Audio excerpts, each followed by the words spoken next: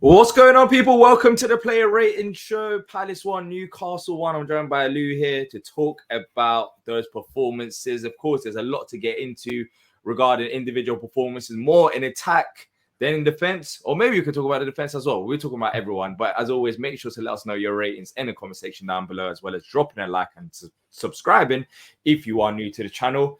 By the way, graphics, we're working on new graphics.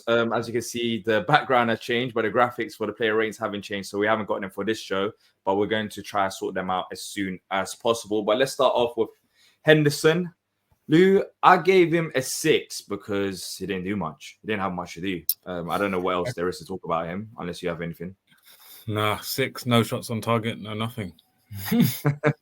rare to have a game like this. Sometimes you have the game where the goalkeeper doesn't do much, but at least he makes a save. But yeah, he had a few set pieces here and there, but nothing really to do with him in terms of conceding a goal. It was a Gahey own goal. Talking about the defense, let's move on to the 3 centre backs now. Let's start off with Chalobah down the right hand side, right centre back option. I gave him a 6.5. I don't think he had a bad game, but at times, I do feel nervous with his decision making. I think it might be down to that. Maybe I'm nitpicking on a few things. But for you, what do you make of his game? I think it was similar to that Villa game. Remember, I was talking about it's nothing great, but it's nothing too bad. I think he gave the ball away quite a lot, some loose passes. But yeah, he does feel like he makes me on edge a little bit sometimes. Oh, it'd be interesting to see how Richards would do in that back line with the other two. Maybe you reckon we're in that phase with maybe bringing in someone else to play ahead of Chalobah? Do you know what it is? At this moment, you know, when you have a loan player, and you're like, should we sign him permanently? I don't know if I'd want to sign him permanently, but he's doing well at the moment, and obviously the back three aren't doing that. They're a good partnership, so I just hope he can kick on a little bit more. Yeah. And you're not the only one to say that. I've seen a few others as well. Even me, I'm considering it as well. Like, if they did offer us Chalobah, is it even worth signing him on a permanent deal? I don't know. I expected a bit more than him. Not that he's been bad for us, but some of his decision making is just poor. Like, sometimes, like, there was a moment in the first half, he kicked it across, and it was like, I said to myself, that's a rookie mistake. Why would he try and make a pass like that? And we lost the ball. Of course, from that pass, however, we didn't concede from it. But small stuff like that, even in the Forest game, the header right towards the Forest player. I don't know. I'm looking at small moments a bit too much, but it kind of adds up. Like, you can't be having that in the game. But again, nothing awful, but nothing great as well from him. Lacroix in the middle, for me, I gave him an 8. I did give him an 8. The reason for that is because I thought he was fantastic defensively. And the difference between Lacroix in this game against Newcastle than the previous 2 games is simple. No mistakes. That's it. Otherwise, he has been playing like this. Yeah, 100%. He was a bit, could be man of the match today as well. I think he was unbelievable. He dealt with Isaac as well. Isaac did not want any part of him today. They didn't really have any threat down the middle. Cleared up everything. The only thing we say is maybe a bit better passing, but that would be nitpicking. I think he was really good. Yeah. His passing is something to look at, but he's only 24 years old. He's still very young. So I think he'll improve. 82% today against Newcastle. So not too bad. 6-1 touches as well. But yeah, defensively off the ball is good. Yeah. No, he was good. He was very good. Yeah. But I know what you mean about passing. Maybe the stats might not show it, but at times those passing, it's not as accurate. But yeah. He lost the ball 9 times. Which is, it doesn't feel like it. I don't know. But then again, I know. 11 times and Chalobah lost it 10 times, which I don't know. When you look at Lacroix, it seems like he didn't really lose the ball. I can't remember him losing the ball. Maybe that's just watching the game and just having the thought in your head that he's having a very good game. So you forget about the times he lost the ball. But yeah, I still give him 8. Stats show a certain amount. We don't want to go all statted out. Exactly. You have to find a balance. Gahey now, own goal. That's to be so typical. The fact that he scored an own goal against Newcastle. But apart from that, I don't know. I gave him a 6.5. I don't think he, own goal, of course, contributes to that. I don't think he had a great game. He lost the ball about 11 times. I don't know what it is though about his game today. Why he didn't stand out as much. Maybe you disagree. Do you know what? He's got such a high standard for us. Anything like that's not immaculate Gahey feels like a drop performance, but really and truly, what a ball for the goal, by the way. Like a centre back in that in that position could easily overhit it, underhit it. We saw how many underhit crosses did we see today, or just lack of quality in the final third, and he's put it in the. I don't think there's a better place he could have put it. So, and to keep going in the 94th minute, it shows how good of a player he is and how committed he is to us. Yeah, and he's been good for us throughout the season. I've had no problems with Gahey. There's been no concerns about, oh, he's wanted to leave Palace. He's not performing at the same level. No, like it's been the opposite. Like he's been performing very good and he's been consistent. But yeah, in this game, he's just typical, of course, that own goal. And that's how Newcastle scored their goal, not by a shot on target, by us, which is unfortunate. I guess that's the mistake that kind of cost us today, if you're looking at mistake. But it's like an unfortunate They didn't even have a mistake. player. When the balls come across the box, there wasn't even a player going in for it. It was just one of those ones. It's just a ricochet off. I haven't seen the goal back. I was at the ground and it was on the other end, so I haven't seen a goal back. But let's move on to Munoz. We were messaging during the game, and that first half opportunity that he missed, I was celebrating because I thought he was in. Like we were all celebrating because there's no way he could miss that. Then afterwards, I look at the linesman, like, all right, it's not offside, so why on earth is no one else celebrating? Then I realized he missed it. But he was, I think, off the ball. He had a very good game. There were no real threats from Newcastle for him. Like he handled the job perfectly well.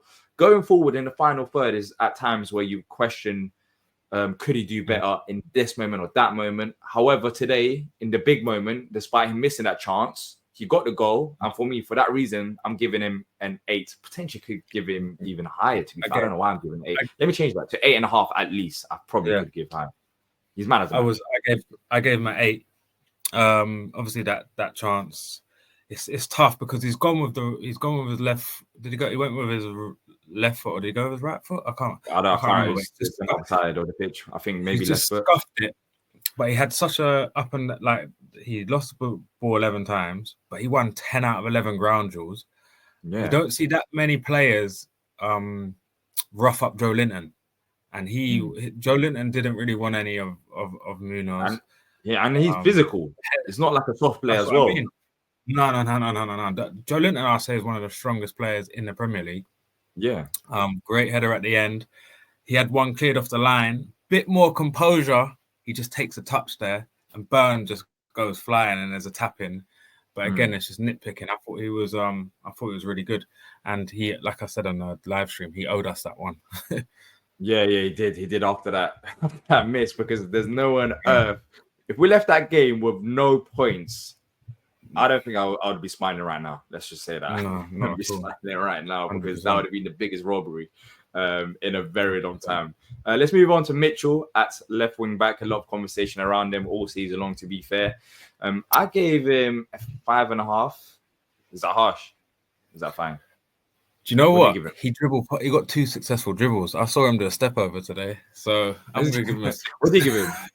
What do you give him? A 6. I give him a 6. I give him a 6. There was that bit where they nearly broke and he made 2 challenges and got the ball nicked in front. Oh yeah. I know what you're talking about. Yeah, in the second half. So I can't fault his effort, but still some of his crossing in the first half never beats the first man. It's just it's infuriating to watch. But again, defensively, faultless. But yeah, he's never going to go above a 5.5 or a 6. Yeah, and that's the reason for my rating. I think defensively, I mean, he was solid. Maybe it's a bit harsh giving him 5.5. I could have given him a 6. But them crosses in the first half, some of those crosses, it's just not good enough. It's nowhere near good enough. And we need a backup option to help him and to help us, because he's just in his comfort zone right now. Unfortunately, I'm not saying he doesn't want to improve. Of course, he wants to improve, but there's only so much you can do until you bring in another player to challenge him. And that's the situation that we're in and have been in. And the unfortunate thing for Mitchell is that, of course, he's still young, but it also doesn't help his development if he's just had this. I know it helps him playing week in, week out, but it doesn't help that he doesn't have to worry about anything, because that shouldn't be the reality of the situation. You should have backup options. But yeah, for me, the first half attacking display wasn't that great. Second half Wasn't bad, but he didn't do much. He didn't do much going forward. And when I look at a wing back, not a left back, we're talking about, you have to consider both attacking and defending. And for that reason, that's why I gave it 5.5. But that's let's fair, see man. what happens in the window. Yeah. Let's move on to the midfield. Let's start off with Lerma. I was a bit worried about Lerma. I gave him a 7. I was a bit worried because at times, look, off the ball, I think he's a fantastic player. He's so good in midfield because he's physical. He loves a tackle. Even in the air, he's very good. However, on the ball, my concerns were going into the game that he likes to play the safe pass backwards sometimes rather than forwards. And I wondered if that would help Newcastle in terms of their pressing. However, it didn't really cost us. I think his passing was solid, 78%. So it's not bad. 4 out of 6 long balls accurate. So a lot of long balls from him, not like tons, but still a decent amount if you're attempting 6 long balls. But yeah, I gave him a 7.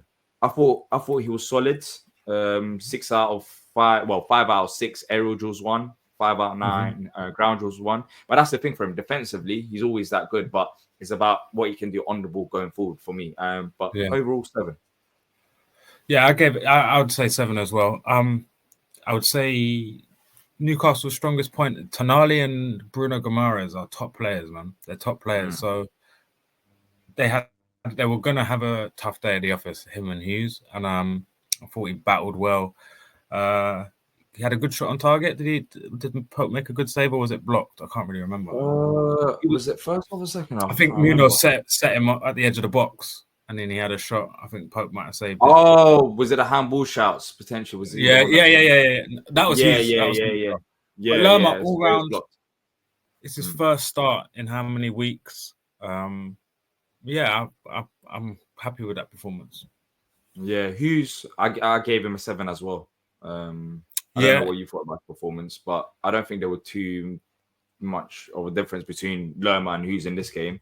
95% passing accuracy. That's what I was about to say. Very good at 40. And on the eye, even on the eye, he looked like the most composed player on our team on the ball in the first half. What do you give him? I give him a 7.5. I thought he was good. I liked Hughes. Yeah, he was good overall. I was surprised that he got subbed off ahead of Lerma. I'll be honest. I think it'll be Hughes and Decore maybe on Tuesday. Oh, you think it's That's a good shout. Yeah. And I'm happy with that. I'm happy with that because I think Hughes and Decore adds a bit more in terms of both defense and going forward. I think Lerma defensively is probably the best one. Maybe in terms of physically, anyways, I think Decore can do the defensive job as well. But to add that balance to create chances, that makes sense. So that's a good shout. That's a shout I didn't think about. But yeah, a good job from Hughes today. Now moving on to 2 number 10s. Let's start off with Eze. There was a lot of talk after the game and even now about Eze's performance. Not many people were happy with it, saying he slows down the play. I gave him a 6. For me, I said it in the match reaction. I think after an injury, this is what we expect from Eze. Well, this is what happens. I know you disagreed, saying that he should be performing a bit better. But for you today, what do you give Eze? I'm going to give Eze a 5 today. I don't want to seem harsh because I'm probably one of Eze's biggest fans because you don't get players like him that can every day that can just create something out of nothing. Even that flick for, like I was saying in the live stream for the Munoz chance, he's plucked it out the air and like Cruyffed it down to Hughes. No one else on our team can do that. I do understand that he takes a couple of games to get through, but he gets a hamstring injury every 6 weeks, 6 to 8 weeks. So it's like every time he breaks down in 2-3 games. And I think the only reason why the fan base is a bit impatient is because we're not getting wins. I think if we were like a little bit higher up the table, I don't think anyone would be berating him much. What was missing then today? Just the match practice. Like I said, he did get on. Tim said he got on a half turn well a few times. I just think he's got to move the ball faster and feel himself into the game. He was too many slow rolls and slowing the game down. I do understand it's frustrating and that's his game, but sometimes you just got to get it, pop it off. He doesn't have to hold on to it. He could give it to Hughes, get it back, give it to this person, get it back. Just keeping it simple, keeping it ticking because it feels like sometimes 5 or 6, 7 minutes goes past and he doesn't touch the ball. And then when he finally gets it, it's like he wants to hold on to it. Yeah.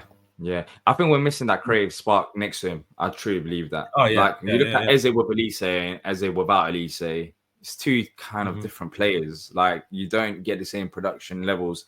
I think if you have another creative player which you can bounce off, then you see a different kind of Eze. And maybe that's why he's forcing things a bit too much, because he kind of feels like he's the main creative player going forward, and there's no one to do them cues. And when you have Mitchell not performing as well going forward, he doesn't have anything down the left. He doesn't have much down the left. He doesn't have much centrally alongside him, because Sarr, we'll talk about him. I don't think he had a bad game, but he's not an Eze type of player. He's more direct, pace, physical, and that's what you expect from Sarr. So he doesn't really have his match right now in his Palace side, and I think that's what's hurting him a bit. But we'll see. We'll talk about in the match preview what happens with him against Ipswich. That'll be interesting. But some people are saying he shouldn't start, so that's where we're at with Eze.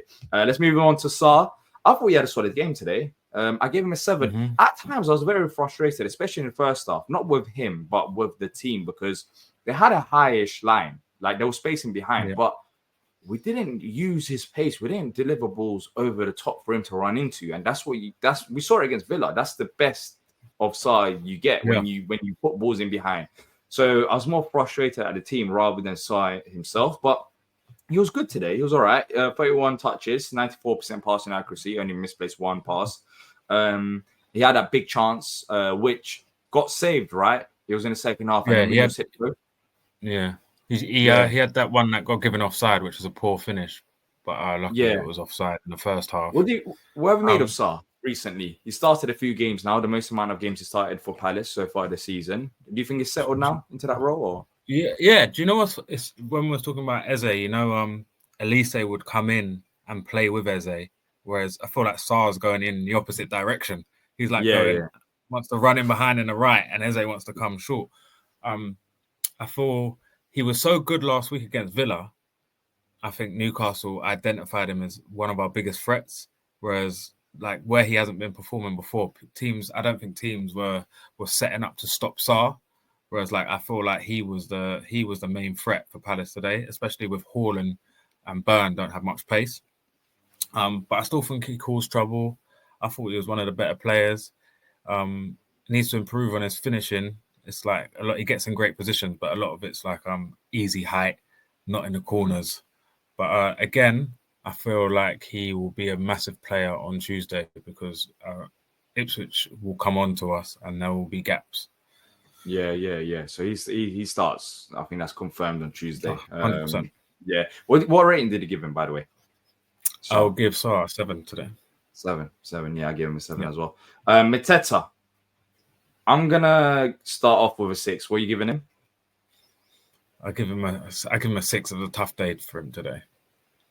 Well, why do you think that was? For me, I think it falls down to the service. But then again, I looked at his stats. He had 31 touches and 54% passing accuracy, 7 out of 13.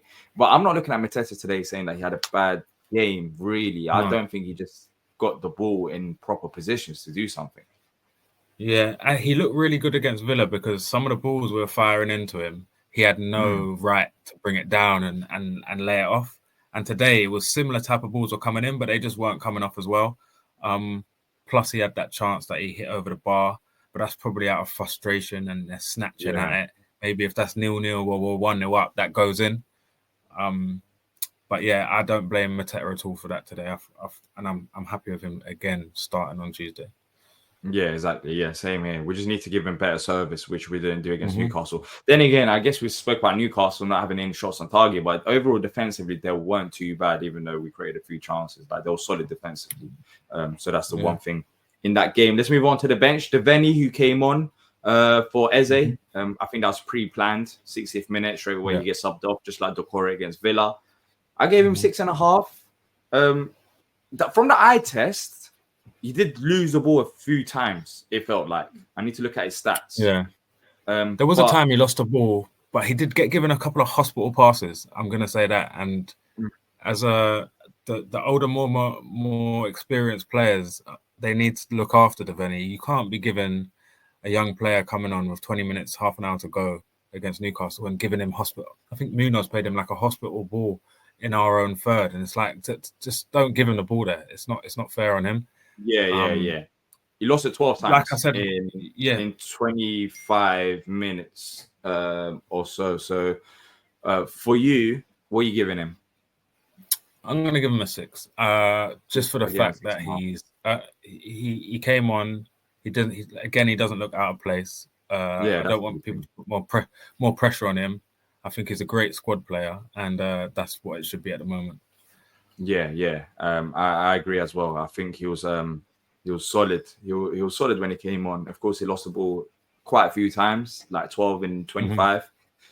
Is a bit, is a bit too much. But then again, he's learning, like he's adjusting to life in the Premier League. Do you get it? Like he's not like he's a regular starter. Yeah. We've seen it. People tend to forget this as well. I'm not saying they're similar types of players, but when Elise first came to Palace, he didn't start straight away. Like it took him a few months to get up to speed, etc. So with Devaney, I'm not like expecting him to be a miracle. And we shouldn't rely on a youngster like that. But he's doing the job that he's required to do, and he's doing a very good job of that. So that's good. Nketiah, I'm going to give him a 5. You? 4. Yeah. But I don't want to knock him down. I don't. It's the price tag, but it just doesn't look right. It doesn't look right at the moment. It doesn't look like he has a position. It looks like his confidence is shot. There's nothing worse than being 1-0 down and giving away silly fouls. Like it will make you pull your hair out as a fan. I just hope he can find some form. Like I said, he needs one to just go in off the shoulder or off the knee just to give him some confidence. Yeah, he had 8 touches in 30 minutes. I was watching him when he did come on. I was thinking like he's barely been on the ball. So 8 touches in 30 minutes when you're trying to score a goal, not that great. But yeah, did he even really know what he was? I don't think he looked like he knew what Glasner wanted him to do. Yeah, it was a bit baffling. It was baffling. Yeah. But then again, look, this is the thing I say. Yeah, with Nketiah, let's twist this to Eze. If Eze was playing up front, how would he play compared to him playing as a number 10? Yeah, he's not number 10. It's true. And how many games has he started up front for Palace? 1 against Forest. Yeah. But saying that, I do feel like Nketiah offers more than Edouard does. Like on the ball, like on his Liverpool at home. Where he gets the ball. Huh? Yeah, Liverpool at home as well. He started up front. Yeah. Like he can get on the ball and try to create something. But yeah, it's just he's played out of position. Also, he's coming back from a hamstring injury as well. So I'm just happy to have some players back. Yeah, exactly. just get them back and get them fit. Like get them fit to play a few more minutes. But yeah, in the 30 minutes, it wasn't that great. Schlupp 5. Don't know what he really done. I can't remember what he done. He had 2 touches in 30 minutes, which is why I don't really remember what he done because you touched the ball twice in 30 minutes. But I know people have been berating Kamada, but every single day of the week I would want Kamada to come on over Schlupp. So get him back and don't. Yeah, exactly. I think when he comes back, he's going to be on the bench. And also the good thing is now with Kamada is that he's had time to sit back, reflect, and when he does come back, he's not going to be starting. There's no way he brings it. Against Ipswich, Kamada should be back. So, yeah, he should be. Is it? No. Villa, Newcastle, Ipswich, he misses 3 games. Oh, sorry. Against City. Against City should be back. Against City. Should have him and Wharton back for that. Yeah, and having him as an option, as a number 10 option to come off the bench, I don't mind that. But not him starting in the midfield too.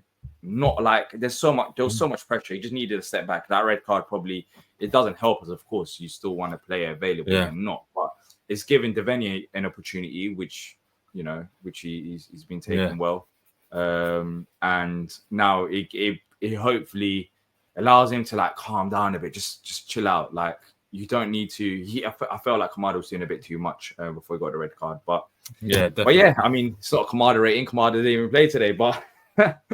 But let's see what happens going forward. I hope he can come back and affect. I hope he can come back and affect it. Yeah, I haven't lost. Yeah, hopefully.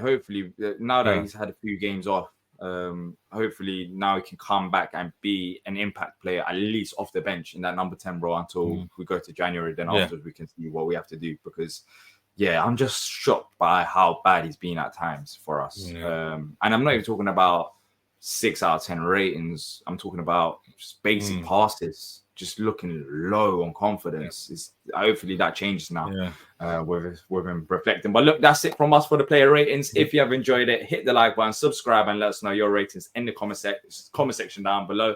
And we'll be back for the match preview, opposition preview, reactions. Everything's going to be a busy week or so. So make sure to keep your notification bells on. And until next time, up the Palace.